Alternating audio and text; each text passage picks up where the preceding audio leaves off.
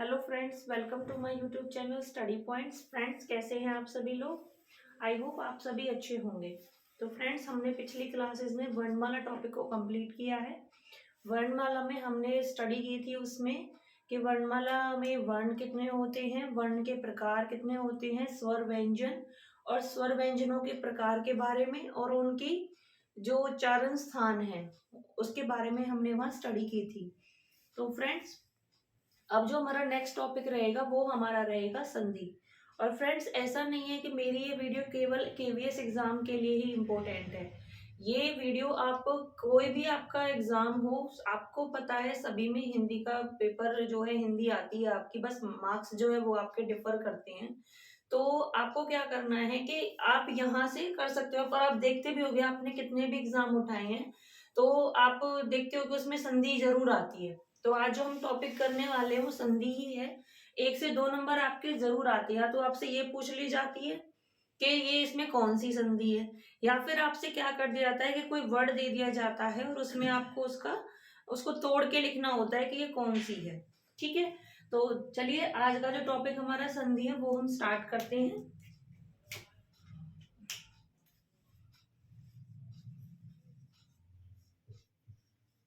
संधि संधि होती क्या है। संधि का जो मेन आपका मीन है, इसका पहले ये देखो कि इसका जो संधि वर्ड है इससे आपको क्या समझ में आ रहा है कि संधि का मतलब क्या होता है। तो इसका जो शाब्दिक अर्थ है, ऐसे पूछ भी लिया जाता है एग्जाम में, सॉरी।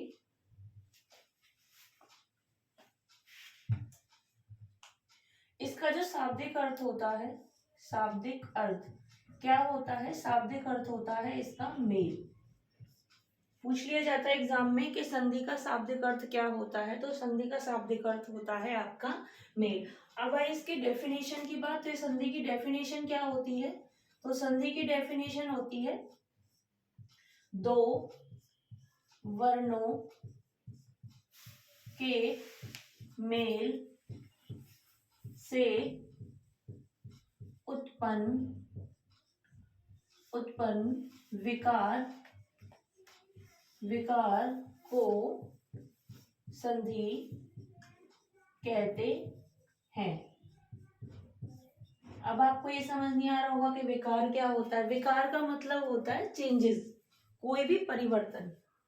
मैं यहाँ लिख भी देती हूँ परिवर्तन। विकार का मतलब होता है कोई भी चेंजेस आना, कुछ बदल जाना या कुछ चेंज हो जाना, तो वो आपका होता है विकार। तो यहीं से आपके डेफिनेशन से समझ लीजिए दो वर्णों के, यानी कि जब हम संधि करेंगे तो दो वर्णों में क्या होंगे, चेंजेस होंगे जब वो आपस में मिलेंगे। तो दोनों वर्ड से आपको क्लियर हो गया कि एक तो संधि में क्या होगा, दो वर्णों का मेल होगा। दूसरी चीज, जब उनका मेल होगा तो उसमें क्या होगा, कुछ विकार होगा, कुछ चेंजेस होंगे, तो उसे हम क्या कहते हैं, संधि कहते हैं। जैसे मैं एग्जांपल से क्लियर करती हूँ आपको। जैसे नर जमा ईश, ये आपका बनता है नरेश। अब आप ये कहोगे कि अरे ये नर था, ये ईश कैसे, एक ही मात्रा कैसे हो गई। तो ये भी मैंने आपको जब वर्णमाला कराई थी, ये चीज मैंने आपको सिखाई थी, इसलिए मैंने पहले वर्णमाला का टॉपिक कराया था ताकि आपको ये चीजें क्लियर हो जाए। हम यहाँ को रे को तोड़ते हैं। मैंने आपको बताया था कि जो व्यंजन होते हैं वो स्वरों की सहायता से बोले जाते हैं। तो रे को हमने ए की सहायता से बोला, तो हमने रे को तोड़ दिया, तो रे में हमने बना ये तोड़ के लिख दिया कि रे जमा ए। उसके बाद यहाँ पे क्या लिखा हुआ है, यहाँ पे लिखा हुआ है ई। अब देखिए, अब इसमें क्या है, ए में ई मिल रहा है, और जब मैंने आपको वर्णमाला कराई थी तो मैंने आपको स्वर कराए थे, और स्वर में मैंने आपको कराया था दीर्घ स्वर। दीर्घ स्वर में मैंने आपको बताया था कि वो 7 होते हैं, और उसमें जब हम ए और ई को मिलाते हैं तो आपका क्या बनता है, ए। ए की कौन सी मात्रा होती है आपकी, ये वाली। तो देखो आपकी यही मात्रा तो लगी है यहाँ, यानी कि यहाँ से आपका रे जमा आपका ये क्या बन गया, ए ही तो बन गया। और ए की मात्रा क्या होती है, ए ये वाली होती है, यानी कि रे में हम ए लगाएंगे तो ये क्या बन जाएगा आपका, रे। तो देख लीजिए यहाँ से ये दोनों में चेंज हो गया, तो ये आपका क्या बन गया, रे। तो यहाँ से आपका ये बन गया नरेश है, नरेश। मुझे लगता है आपको ये क्लियर हो गया होगा। एक एग्जांपल और ले लेती हैं। जैसे वेद, वेद जमा अंत। ये आपका फर्स्ट एग्जाम्पल था, ये मैं आपका सेकेंड एग्जाम्पल ले रही हूं। तो देखो यहाँ पे ये द है, द को मैंने तोड़ा, तो द को मैंने लिखा द जमा ए, ठीक है।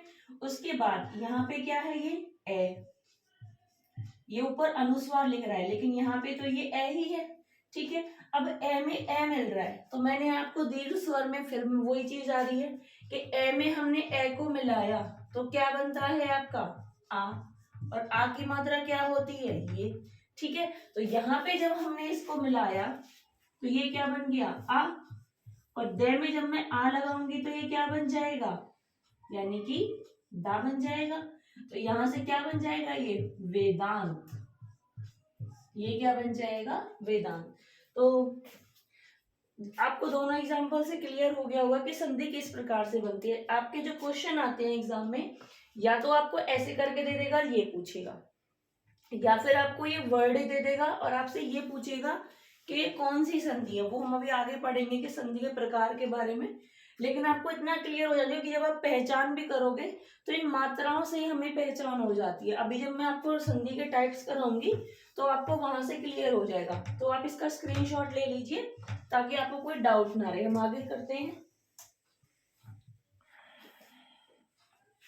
नेक्स्ट जो हमारा है वो आते हैं आपके संधि के प्रकार।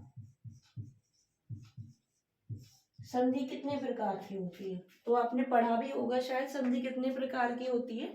संधि होती है आपकी 3 प्रकार की।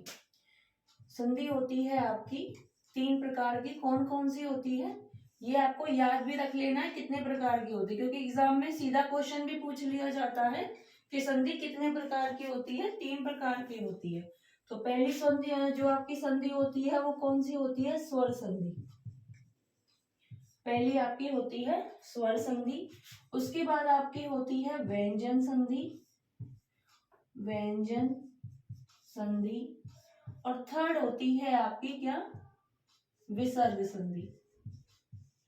मोस्टली जो आपकी एग्जाम में पूछी जाती है और जो बहुत मोस्ट इंपोर्टेंट है वो है आपकी स्वर संधि, क्योंकि मोस्टली जो क्वेश्चन है वो आपके स्वर संधि से पूछे जाते हैं। व्यंजन संधि और विसर्ग संधि से भी पूछ लिए जाते हैं, लेकिन 90% यहाँ से पूछे जाते हैं, 10% यहाँ से पूछे जाते हैं। तो देखिए स्वर संधि। अब स्वर संधि क्या है, जब स्वर और स्वर दोनों का मेल हो। स्वर संधि में क्या होता है, जब आपका स्वर और स्वर का मेल होता है, ये आप याद भी रख लीजिएगा। स्वर संधि ऐसी संधि है जिसमें स्वर से स्वर का मेल होता है। जैसे मैंने अभी आपको दोनों एग्जांपल भी कराए थे, वेदांत कराया था और ये नरेश कराया था। तो उसमें जो संधि हो रही थी वो आपके स्वरों के बीच में हो रही थी। द आ रहा था लेकिन द के साथ आपका ए भी था, तो ए आपका क्या था, स्वर था, ठीक है। उसके बाद जो आपका आता है व्यंजन संधि। व्यंजन संधि क्या होती है, या तो आपकी व्यंजन प्लस में व्यंजन होगा,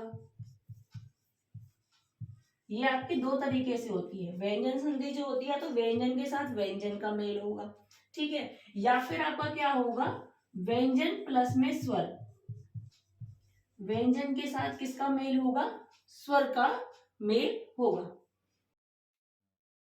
और जो विसर्ग संधि होती है इसमें आपके क्या होंगे, विसर्ग होंगे, प्लस में क्या होगा, स्वर होगा, या फिर आपका विसर्ग प्लस में आपका क्या होगा, व्यंजन होगा।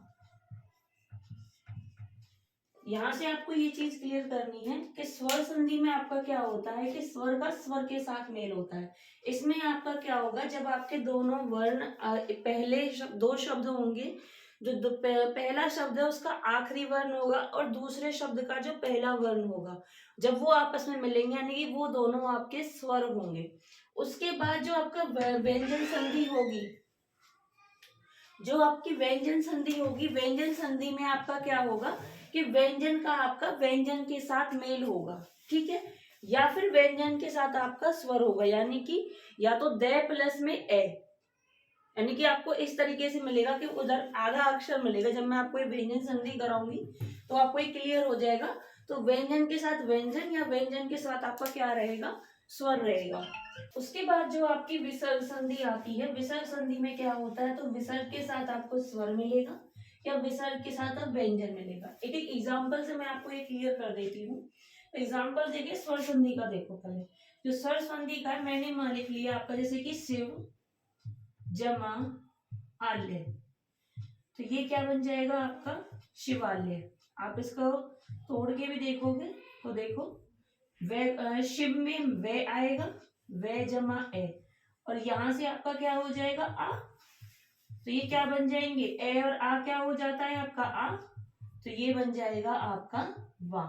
तो यहाँ पे ये आपका क्या बन जाएगा शिवालय, तो यहाँ पे देखो ये वा ही आया है। ठीक है, तो ये आपको क्लियर हो गया होगा। उसके बाद जो आपकी आती है व्यंजन स्वर संधि, अब इसमें क्या है, दो आएंगे आपके। कैसे आएंगे आपके, तो देखो मैंने ली दिग्गज, दिग्गज, दिग्गज का कैसे होगा, दिग्गज का कैसे होगा, देखो दिक, दिक जमा गज। ठीक है, ये इसका क्या होता है, संधि विच्छेद है। ठीक है, अब देखो इसमें क्या है, कै आया, कै हलंत पहले से ही लगा हुआ, उसने वो पूरा नहीं दिया, आधा ही दिया है। और जब मैं यहाँ से गे को लिखूंगी तो गे जमा ए, इसी तरीके से लिखा जाएगा, यानी कि व्यंजन के साथ व्यंजन का मिलन हो रहा है, मेल हो रहा है। ठीक है, तो यहाँ पे क्या हो जाएगा, ये कै और गे, ये रूल है, ये मैं अभी आपको व्यंजन संधि जब पूरा कराऊंगी तो मैं वो आपको बताऊंगी। तो यहाँ पे आप इतना समझ लीजिए कि व्यंजन के साथ व्यंजन मिल रहा है, तो ये आपका क्या बन जाएगी, व्यंजन संधि, यानी कि दिग्गज बन जाएगा। ठीक है, तो यहाँ से क्या हो जाएगा आपका, ये आधा गे बन जाएगा। कै जो है इसमें ये रूल होता है कि कै का गे बन जाता है, तो आधा गे हो गया और यहाँ से ये पूरा गे हो गया, तो ये देखो ये बन रहा है दिग्गज। ठीक है, ये तो हो गया आपका व्यंजन का व्यंजन के साथ मेल। और जो दूसरा आपका है वो है षडानन। क्या है आपका षडानन, षडानन में क्या होगा, देखो सट, सट जमा आनन। इस हलन का मतलब ये होता है कि इसके साथ ए नहीं लगा हुआ है। मैंने वर्णमाला कराते हुए भी आपको समझाया था कि जहां पे ये हलंत नीचे लगा हुआ है, यानी कि आधा लिखा हुआ है, मतलब इसके साथ ए नहीं है। लेकिन जब आपका क्या है, इसमें हलंत होता है, अब इसमें हलंत है तो ये आधा है, लेकिन यहाँ हलंत नहीं है, यानी कि इसके साथ ए मिलकर लिखा हुआ है। प्रत्येक व्यंजन स्वर की सहायता से बोला जाता है, तो इसलिए इनके साथ ए लगाया जाता है। अभी मैं आपको संधि विच्छेद भी कराऊंगी तो वो आपको यहाँ से क्लियर हो जाएगा। ठीक है, तो यहाँ से ये क्या हो जाएगा, अभी जो इसका रूल ये होता है कि जो टे होता है वो डे में चेंज हो जाता है। ठीक है, तो ये आपका जब मैंने टे को लिखा यहाँ पे, तो टे और यहाँ पे ये आ मिल रहा है, यानी कि यहाँ पे क्या हो रहा है, व्यंजन के साथ स्वर मिल रहा है। मैंने ये कहा था कि व्यंजन के साथ स्वर का मेल होता है। जो व्यंजन संधि है दो तरीके से होती है, या तो व्यंजन के साथ व्यंजन मिलता है या फिर व्यंजन के साथ आपका स्वर मिलता है। ठीक है, आई होप आपको इतना ही क्लियर हो गया होगा। दो तरीके से आपकी व्यंजन संधि होती है, तो ये आपका क्या बन जाएगा यहाँ पे डा। जो टे है वो आपका डे में चेंज हो जाता है। ये अभी रूल्स हैं आगे, इसमें जब हम आपको संधि कराएंगे तो वहां आपको ये क्लियर हो जाएगा। तो इसका आपका यहाँ पे डा में चेंज हो गया षडानन। ठीक है, उसके बाद जो आपकी आती है विसर्ग संधि। विसर्ग संधि में क्या होता है कि विसर्ग में या तो एक बार स्वर मिलेगा या फिर विसर्ग के साथ व्यंजन होगा, तो जो विकार उत्पन्न होगा वो आपको क्या होगा, विसर्ग संधि कहलाएगा। तो विसर्ग संधि में आपका कैसे होता है, जैसे कि मैंने लिखा अतः, आपको विसर्ग पता ही होगा। विसर्ग आपके ये होते हैं किसी भी अक्षर के पीछे जब दो बिंदी लगी होती हैं और ये है की साउंड निकालता है, तो अतः जमा एव, मैंने आपका ये लिखा अतः जमा एव। अब यहाँ पे तय आ रहा है, विसर्ग के साथ ये लग रहा है, तो यहाँ पे तो विसर्ग आ गया, विसर्ग के साथ मैंने ए लिखा, तो ये क्या हो गया, विसर्ग के साथ स्वर का मेल। तो यहाँ से आपका क्या बन जाएगा, ये हट जाती हैं आपके, जब हम इनका संधि विच्छेद ये होता है, तो ये जब हम संधि करते हैं तो ये विसर्ग हट जाते हैं, तो ये क्या बन गया आपका अतएव। और उसके बाद जो आपका विसर्ग के साथ व्यंजन का करना है, तो आप देखिए षडानन, ये नहीं सॉरी, ये होता है आपका मनोरथ। तो देखो मैं ने, मन है जमा रथ, सॉरी रथ, तो ये क्या बन जाएगा आपका मन है। अब यहाँ से इसका विलोप हो जाएगा, यहाँ पे ओ की मात्रा लग जाती है, ये रूल्स हैं इसमें, अभी आगे क्लियर करेंगे हम आपको ये। तो ये हो गया आपका मनोरथ। इन दो एग्जांपल से मैंने आपको ये क्लियर किया है कि जब हम संधि करते हैं तो इन टाइप्स में इस तरीके से, दो तरीके से संधि होती है। स्वर में क्या होता है, केवल स्वर से स्वर का मेल होगा, लेकिन जब आप व्यंजन संधि करोगे तो व्यंजन संधि में आपका क्या होता है, व्यंजन के साथ व्यंजन का भी मेल होगा और आपका व्यंजन के साथ स्वर का भी मेल होगा। ऐसे ही आपकी विसर्ग संधि, विसर्ग संधि में क्या होता है कि विसर्ग के साथ स्वर का होता है और विसर्ग के साथ व्यंजन का भी होता है। अब जो मैंने आपको विकार बताया था, विकार जो चेंजेस, अब देखो यहाँ पे चेंजेस ही तो आए हैं, ये शिव, यहाँ पे शिव लिख रहा था आले, जब हम संधि करते हैं तो इसका देखो जो मीनिंग यहाँ पे निकलता है वही मीनिंग जो हमारी संधि बन के होता है वही हमारा उसका मीनिंग यहाँ पे भी यही निकलेगा। शिव आलय, आलय क्या होता है, घर, शिवालय शिव का घर, तो इसका मतलब क्या हुआ, शिवालय यानी कि शिव का घर, इसका भी मीनिंग ये है, इसका भी मीनिंग है। लेकिन ये क्या होता है कि यहाँ पे थोड़ा सा विकार उत्पन्न होता है, दोनों को एक साथ बोला जाता है और ये आपका क्या बन जाता है फिर शिवालय। तो आपको ये भी समझ में आ गया होगा कि विकार कैसे हुआ है, विकार का मतलब क्या है, ठीक है। उसके बाद जो अब आपका आगे आता है, अब हम डिटेल से जो पढ़ेंगे वो हम स्वर संधि को पढ़ेंगे। इतना आपको क्लियर हो गया होगा। चलिए आगे करते हैं। स्क्रीनशॉट ले लीजिएगा ताकि आपको कोई दिक्कत ना हो। फ्रेंड्स साथ के साथ आप नोट्स बनाते चलिए, क्योंकि मैं आपको कई बार बोल चुकी हूँ कि जितना आप अपने हैंड रिटन नोट्स बनाते हो उससे बेटर आपके लिए कुछ भी नहीं है। क्योंकि जब हम हैंड रिटन नोट्स बनाते हैं तो हैंड रिटन नोट्स का फायदा ये होता है कि लिखते टाइम आपका माइंड इतना कंसंट्रेट होता है कि जब आप लिखते हो तो ध्यान से उस बात को सुनते हो और माइंड में अपने में बिठाते हो और तब उस चीज को लिखते हो। तो वो बिल्कुल ये लगा लो 60 से 70% तो आपको वो तभी याद हो जाता है, क्योंकि आप समझ के भी करते हो फिर उसको नोट भी करते हो। बस आपको क्या करना होता है कि उसको एक दो बार रिवाइज कर लीजिए तो आपको वो क्लियर हो जाता है। अगर कोई डाउट रह जाता है तो दोबारा वीडियो ओपन करो, आप समझ लीजिए वहां से, फिर आपके डाउट भी क्लियर हो जाते हैं। तो नोट्स बनाना आपको जरूरी है, ये नहीं है कि आप, क्योंकि आप देख रहे हो अभी आपको समझ आ जाएगा लेकिन बाद में आप उस चीज को भूल जाओगे, तो साथ के साथ अपने नोट्स बनाते भी चलिए। ये सबसे बेस्ट तरीका है स्टडी करने का, अपने हैंड रिटन नोट्स बहुत यूजफुल होते हैं। उसके बाद जो हमने कहा था एक टॉपिक और है इसमें, संधि विच्छेद। स्वर संधि को डिटेल में पढ़ने से पहले हम ये पढ़ लेते हैं कि संधि विच्छेद क्या होता है। संधि से जो शब्द बनते हैं, संधि से जो आपके शब्द बनते हैं उनका जो विच्छेद करना यानी कि उनको अलग अलग करके लिखना, तोड़ के लिखना, वो क्या कहलाता है, संधि विच्छेद। यानी कि संधि से बने शब्दों